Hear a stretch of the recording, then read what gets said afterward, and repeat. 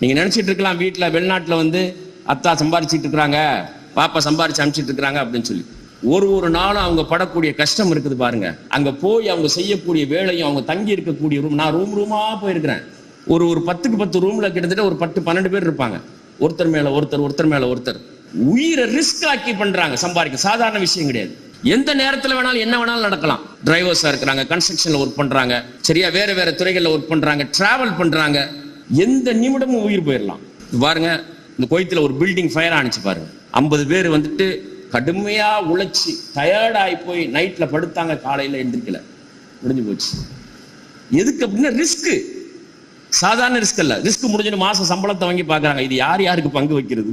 வீட்டுக்கு செலவு கொடுக்கறதா, வைத்தியத்தை கொடுக்கறதா, வாடகை கொடுக்கறதா, பிள்ளைக்கு நகை வாங்குறதா, பையனுக்கு ஃபீஸை கட்டுறதா? ஒரு தந்தை மீது இருக்கக்கூடிய கடுமையான சுமை, அதுவும் இன்னைக்கு இருக்கக்கூடிய காலத்துல எவ்வளவு சம்பாதிச்சாலும்